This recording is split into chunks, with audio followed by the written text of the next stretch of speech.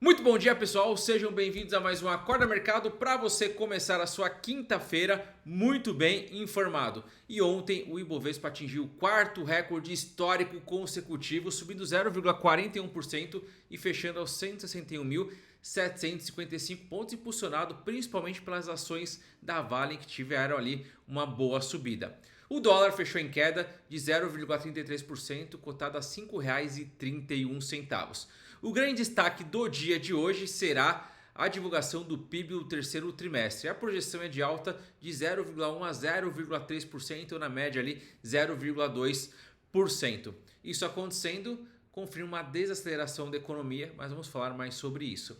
Nos Estados Unidos, um dia mais positivo, com o mercado aguardando os dados do payroll, que vão ser na sexta-feira, e o setor de inteligência artificial ali numa montanha russa. Vem dado muito bom, vem dados muito ruim, e há uma preocupação sim com o setor de inteligência artificial, mas também há oportunidades. A gente vai entender um pouco mais sobre isso no nosso Acorda Mercado. Como eu disse aqui, Bovespa em alta, dólar em queda, já o euro subiu 0,09% aos R$ 6,20. Nos Estados Unidos, S&P 500 subiu 0,30%, Nasdaq subiu 0,17%, Dow Jones subiu 0,86% e a Russell 2000, que é focado em ações small caps, subiu 1,83%. A Treasury de 10 anos subiu 0,44% a 4,07%, com todo mundo aguardando a próxima quarta-feira a reunião do FED, tentando adivinhar se vai ter o corte ali de 0,25%. Hoje tudo aponta para que sim, né?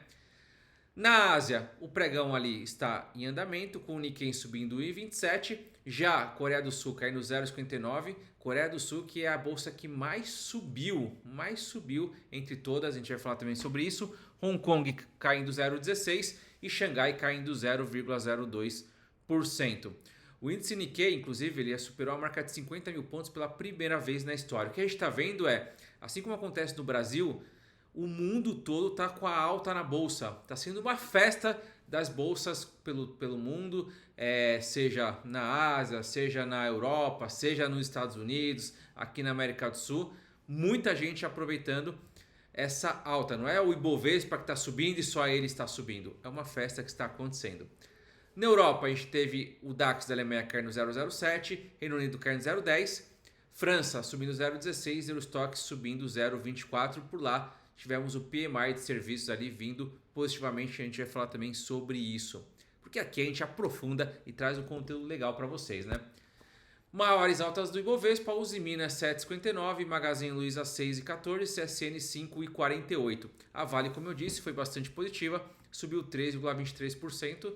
E como ela tem um peso muito grande ali, em torno de 10% do índice Bovespa, ele acaba puxando o índice para cima, mesmo com os bancos sofrendo. Não foi um dia legal para os bancos e mesmo assim o Ibovespa conseguiu se manter em alta por conta principalmente da Vale e das siderúrgicas ali, Uzi Minas e CSN. Nas maiores baixas, Direcional caiu 2,80 e aí, ó, Bradesco, ANPN caindo ali perto de 3% cada uma delas, por conta da Selic, que deve se manter em alta por mais tempo. Mas a gente vai falar também sobre isso aqui. Tem muita coisa legal para falar. Juros. O Tesouro Pré está negociando a 12,77 para 2028 e 13,26 para 2035. Quando a gente olha para o IPCA de 20 anos, 2045, o IPCA está abaixo dos 7%. Como eu falei, está acabando a festa para você conseguir o IPCA 8. Agora já está em IPCA 7 e depois a tendência é IPCA 6, aí normaliza. IPCA 6,5 já é algo mais histórico em relação ao Brasil ter um IPCA 6,5. Então acima disso é uma baita taxa para travar, porque é uma taxa de juros real mais inflação. Curva DI, janeiro de 2035, 13,07%. Então quando fala de mais longo, 10 anos, a gente está vendo que pode começar a cair abaixo de 13%, ir para 12%, o pré-fixado. Eu falei sobre isso já. O setor bancário, como eu disse, foi um dia ruim. A XP caiu 3,90, a Bradesco 2,76, a PN, Inter 2,72, Santander 1,29, Banco do Brasil 0,58. Só o BTG subiu e o Itaú ficou ali de lado. Como eu disse, a Selic ela deve se manter por mais tempo, porque o Gallipoli está muito forte nisso, convicto. E há uma chance sim de ter um corte em janeiro, Dezembro agora sem chance, praticamente nessa reunião da semana que vem, mas para março o mercado começa a pensar para março por conta do que o Galípolo vem falando. Inclusive hoje esse PIB do terceiro TRI pode influenciar em alguma coisa no mercado hoje. Se o PIB ele vier positivo, ali é ponto para o Galípolo manter juros altos, porque ele fala, pô, por que eu vou cortar juros se a economia está rolando, se o PIB vier acima do esperado? Porém, se o PIB vier abaixo do esperado, aí já é outra conversa. Fala, ó, tá desacelerando a economia, a gente precisa derrubar os juros para acelerar a economia novamente. Então vai ser muito importante o PIB hoje. Os bancos internacionais, na contramão, vieram bem. O Wells Fargo subiu 3,5%, o Citigroup 3,42% e o Morgan Stanley 2,74%. Falando do Morgan Stanley, vai ter uma notícia com ela sobre empréstimos, sobre repasse de crédito, que eles encheram a mão e estão querendo repassar uma parte, também vamos falar sobre isso. Big Techs, Tesla subiu 4,11%, Google 1,17%. Então as Big Techs sofreram, acabaram segurando mais a Nasdaq, porque a gente viu os bancos disparando, ajudaram a puxar uma alta, porém as Big Techs têm um peso ali grande, gigante no índice e caíram. Apple 0,71, Nvidia 1,04, Microsoft 2,44, Meta 1,16. Um dia ruim. No calendário econômico, como eu disse, o principal dado vai ser agora às 9 horas. Hoje às 9 horas o PIB do Brasil do terceiro trimestre. Inclusive, eu vou falar sobre o PIB no terceiro trimestre hoje na Band News daqui a pouco. Eu estou indo para lá.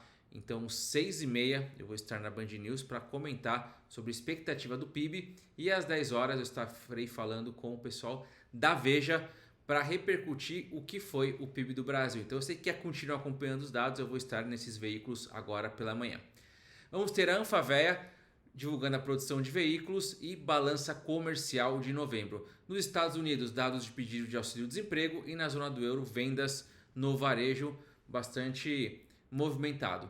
E aqui foi a principal notícia do dia de ontem. O setor privado nos Estados Unidos perdendo 32 mil vagas, principalmente nas pequenas e médias empresas, que eliminaram 120 mil vagas. É bastante coisa. As grandes corporações contrataram 96 mil novos funcionários. Então o que acontece? Isso aqui é um dado muito importante que mostra que os Estados Unidos deve cortar juros, porque está desestimulando a economia, está ali com corte de vagas e isso faz com que precise voltar a estimular a economia e a chance de um corte 0,25 agora na reunião da semana que vem já está em 85%, então deve ter esse corte, o que facilita também para o Brasil cortar os juros, porque se confirma de fato os Estados Unidos cortando os juros, aumenta a chance do Brasil cortar em janeiro. Agora, os Estados Unidos, se mantiver os juros, é muito provável que o Brasil só consiga cortar lá para março. Então a gente vai também aguardar o que vai acontecer nos Estados Unidos. O PMI da zona do euro, como eu disse para vocês, veio forte. Ele estava ali há um tempo abaixo de 50. Então o PMI, tudo que eu falo de PMI, de serviços, indústria, teve no Brasil também, acima de 50 indica uma expansão, abaixo de 50 contração. E se esperava ali uma contração, a projeção era 49,5 e ele veio numa expansão a 53,6. Ele já vinha ali de 8 contrações, então abaixo de 50, e conseguiu reverter. O índice atingiu seu maior nível em 5 meses e aí a projeção, como eu falei, estava bem abaixo. O setor de serviços, quando a gente fala da zona do euro, representa 70% do PIB. Então, se pega o PIB da zona do euro, 70% ali é serviço, por isso que é o dado mais importante de PMI por lá. Aqui a gente também teve o PMI de serviços voltando a subir. O Brasil recuperou o fôlego após 7 meses. Então foram 7 meses também ali com PMI de serviços abaixo de 50. Por exemplo, em outubro foi 47,7 e agora ficou em 50,1, um pouquinho acima na parte de serviço. O que é importante aqui pensando em crescimento, mas muito alinhado ali, muito próximo de uma contração bem ali no meio a meio, né? Como eu disse aqui, sobre o PIB do Brasil, às 9 horas. Vamos entender mais sobre isso. A gente vai aprofundar. Inclusive, eu quero trazer mais no Acorda Mercado de amanhã sobre isso, porque o agro, que puxou muito o primeiro semestre, não deve puxar esse trimestre aqui, esse semestre até como um todo. A gente vê o setor de serviços sendo um pouco melhor, ajudando a puxar um pouquinho mais.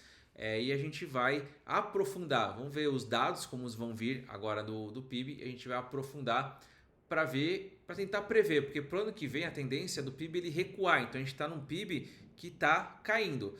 Comparando com o primeiro semestre está em queda, e pegar 2026 perspectiva e comparar com 2025 também está em queda. E o que está puxando essa queda, que é o que a gente vai trazer.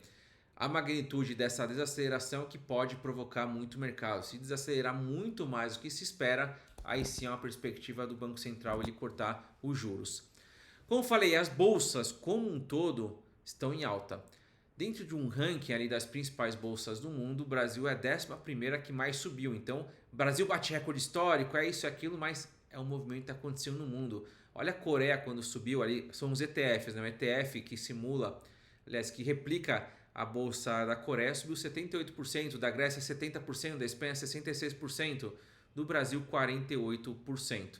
Então a gente vê realmente que é uma festa das bolsas como um todo. Agora falar a parte política aqui. Oposição reage a Gilmar e articula a PEC. Hoje foi o assunto do Twitter, todo mundo falou sobre isso aqui, que é o seguinte, o Gilmar Mendes falando assim, ó, só vai poder impeachment ministro exclusivamente a pedido da PGR. Então a PGR tem o poder. Então ele tira ali do Senado e fala, opa, só pode agora a PGR. Então no caso aqui do governo, Paulo Gonet do PGR, ele que tem que encaminhar para poder sofrer o impeachment. Ou seja, ele se blinda. Pensando em democracia como um todo, é ruim. Porque qual que era a articulação? Pô, eu preciso ter maioria ali na Câmara, no Senado, para poder impeachment alguém do STF, e quem coloca Câmara e Senado é o povo, votação. Então quando ele faz isso, ele tira ali o poder do povo, o poder da população, que fala, pô, eu não estou satisfeito com o STF. Qual é a forma de eu me precaver disso? De eu demonstrar isso? Nas urnas, votando em senadores, em congressistas que vão ajudar a fazer o impeachment se for necessário, para ter os votos necessários. E aí eles falam, não, esquece isso, a gente vai colocar o cara da PGR. Então a oposição, que é a direita, articulando uma PEC para reverter essa decisão, tá? Então vai tendo um embate muito forte ali, legislativo, judiciário, tá? O bicho tá pegando e vamos ver o que vai acontecer. O executivo ali meio que se finge, tá ali, tanto é que o executivo também tá sofrendo muito com o legislativo, que é ali a treta entre Alcolumbre, Lula, a indicação do Messias, o bicho tá pegando agora nesse final de ano. O TikTok anunciou 200 bilhões de reais em data center, um investimento histórico para construir um data center no Porto Pecém, no Ceará, aqui no Brasil. Esse projeto da empresa da América Latina é o primeiro e operará com 100% de energia eólica, ou seja, ajuda no Brasil. Isso aqui é um investimento importante, isso aqui é um investimento legal que é feito no Brasil, porque é um investimento que gera emprego, traz ali novidade, focando em inteligência artificial. Vamos ver o que vai acontecer aqui e se outras empresas vão fazer esse mesmo movimento. E agora falando da parte ruim da IA, e essa parte de data center como eu falei, o Morgan Stanley, ele investiu muito, ou seja, concedeu muito crédito para data centers, muito. E ele está muito exposto. Ele falou, opa, eu quero diminuir minha exposição. Então ele está começando a discutir com investidores uma transferência, que é o SRT, Transferência Significativa de Risco, que são esses empréstimos para data centers de inteligência artificial. Vamos ver o que vai acontecer também nesse caso aqui, se algumas empresas vão aproveitar isso, entender que esse risco-retorno faz sentido e repassar essa parte do crédito, desse risco de crédito da Morgan Stanley. Mas de fato mostra ali uma preocupação com o setor. Como eu falei, é um setor que muita expectativa, mas também do outro lado uma preocupação enorme com o que vai acontecer. E aqui mais uma vez o CEO da Anthropic, para quem usa o cloud, que é uma das melhores IAs é da Anthropic, o CEO deles alertou sobre gastos em IA. Então o Dario Amodei afirmou estar muito sólido quanto à tecnologia da IA, que a IA é muito boa, de fato é muito bom, porém reconheceu os riscos associados aos investimentos de centenas de bilhões de dólares em data centers, que o mercado está apostando às vezes muito mais do que é o potencial de verdade. E aí vai ter uma marcação, vai ter um ajuste para isso, que a expectativa era crescer 10, cresce 8. É bom crescer 8? Só que o mercado já precificou 10. Então aí há uma cautela muito grande no que vai acontecer. E por fim, o Nubank busca a licença bancária completa. Por quê? Se ele não buscar essa licença, se ele não conseguir, ele vai ter que mudar de nome, porque agora ninguém que é banco pode usar o Bank, porque confunde de fato. Então, o Nubank anunciou que iniciará o processo para obter a licença bancária completa no Brasil. A medida visa atender à resolução conjunta número 17 do Banco Central, que restringe o uso do termo banco por instituições de pagamento, que é o que está acontecendo. PagBank, Will Bank são alguns exemplos disso. Tá? A mudança é estritamente regulatória e não alterará a marca ou a identidade visual para os seus 110 milhões de clientes. Então, como eu falei, o Nubank está buscando algumas formas de não ter que mudar de nome, de poder fazer essa mudança dentro da lei, conseguir essa licença. Vamos acompanhar isso também. E com isso a gente finaliza o nosso Acorda Mercado de hoje. Como eu falei, sempre muito completo. Espero que você esteja gostando. Tamo junto. Até amanhã. Tchau, tchau.